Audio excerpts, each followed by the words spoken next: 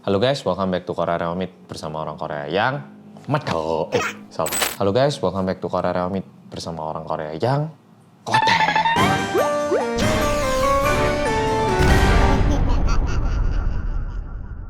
Oke, Polo, tahu nggak mulai tanggal 18 sampai 22 November ini kalian bisa dapetin diskon Rp5.000, Rp5.000 untuk pembelian pulsa, paket data, tagihan listrik, dan juga tagihan-tagihan lainnya. Dengan cara melakukan pembayaran melalui Tokopedia. Caranya gampang banget, buka aja aplikasi Tokopedia, klik menu top up dan tagihan, ataupun pakai website juga bisa. Tinggal pilih yang mau dibayar, dan untuk mendapatkan diskon Rp5.000 masukkan promo code-nya yaitu Topet Reomit. Tunggu apa lagi, Rek? Diskon Rp5.000. Lumayan tahu, jadi langsung aja klik link yang tak taruh di bawah ini ya. Oke? Oke, Polo, cerita kali ini dikirimkan dari kota Pempek alias Palembang dari salah satu polo kita yang bernama Lia.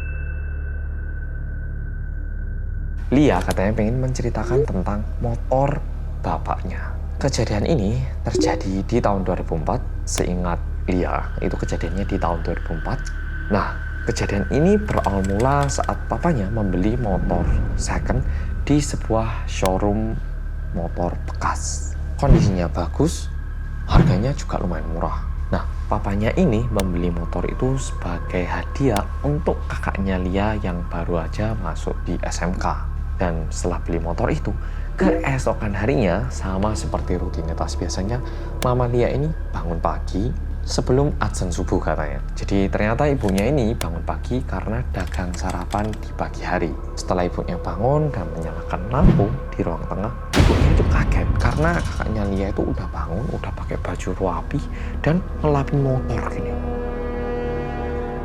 Dan ibunya itu bilang, "Le, kamu gak keisuan tah?" Alias, "Nak, kamu nggak kepagian tah?" Dan masnya itu cuma geleng. Dan mukanya kelihatan agak pucat katanya. Ibunya itu mikir, mungkin biasa lah ya, habis dapat motor baru, pengen disayang-sayang, pengen dilap-lap dulu. Jadi ibunya nggak ambil pusing. Tapi ya meskipun berusaha tidak ngambil pusing, ibunya itu juga mikir, mosok ya mau berangkat jam 5 pagi kan, aneh kan ya. Dan karena saking anehnya, ibunya ini memutuskan untuk mendatangi lagi ke depan, ngecek gitu. Tapi masnya itu udah nggak ada. Dan karena ibunya bingung, ibunya itu coba naik ke lantai 2 alias kamarnya kakaknya Lia ini. Dan ternyata kakaknya itu masih tidur pulas dan bahkan untuk membangunkan itu, pintunya itu harus dikotok-kotok. Yang lama dan yang keras itu baru bangun. Karena kejadian ini cukup aneh, akhirnya ibunya itu bilang waktu sarapan gitu ya sekeluarga. Tadi ibu itu ngelihat ada laki-laki sepantaran kakaknya Lia ngelap motor pagi-pagi. Memang gak yakin sih karena gak lihat wajahnya, karena cowoknya itu nunduk dan juga cuman menjawab dengan gelengan. Mendengar itu, papanya Lia itu bilang, mungkin ibu masih ngantuk, ngelindur, enggak itu. Jadi akhirnya hari itu selesai gitu aja. Dan keesokan harinya seperti kemarin, ibunya itu bangun lagi pagi-pagi. Dan waktu ibunya lihat lagi, ada lagi cowok yang sama yang kemarin ibunya ini lihat. Itu ngelapin motor lagi. Tapi kali ini ibunya itu coba lihat dengan baik-baik. Katanya pelipisnya itu berdarah, mulutnya agak kebiru-biruan. Saking kagetnya ibunya itu teriak dan hampir pingsan. Kali ini papanya itu masih nggak percaya dengan apa yang diceritakan oleh si ibu. Sampai akhirnya 1 minggu setelah pembelian motor ini.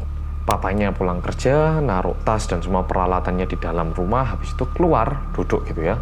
Duduk di kursi tamu sambil menghadap ke arah halaman di mana motor itu diparkir.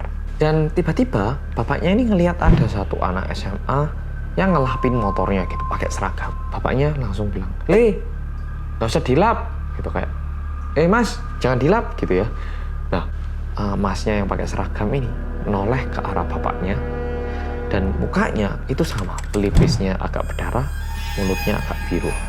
Dan seketika itu, orang yang menggunakan seragam ini lari melewati pagar. Dan setelah papanya melihat langsung kejadian kali ini, papanya itu merasa janggal dan akhirnya pergi mencari ke showroom itu, tempat beli motornya ini, dan menceritakan kepada yang punya showroom atas kejadian yang udah terjadi. Pemilik dari showroom itu nggak percaya dengan cerita itu. Pemilik showroom juga menanyakan ciri-ciri tentang laki-laki yang dilihat oleh papanya ini. Dan setelah mendengar cerita itu, tiba-tiba pemilik showroom memutuskan untuk membeli kembali motor itu. Dan ternyata motor itu merupakan motor yang dulunya digunakan oleh keponakan pemilik showroom itu. Dan keponakannya ini meninggal akibat kecelakaan tunggal. Jadi setelah itu pemiliknya langsung beli dan keluarga Lia tidak lagi pernah melihat laki-laki itu ataupun mengalami kejadian menyeramkan yang mereka alami. Oke polo-polo, buat polo-polo yang juga punya cerita, mohon kirimkan ceritanya ke ceritaku@realmeet@gmail.com karena sepertinya Rinding Dong untuk di tahun 2020 akan menjadi terakhir di video yang berikut ini. Tapi sebelum itu, kalau belum Rinding bilang apa? Rinding Dong. Oke polo-polo, makasih sudah nonton video kali ini dan sampai jumpa di video berikutnya.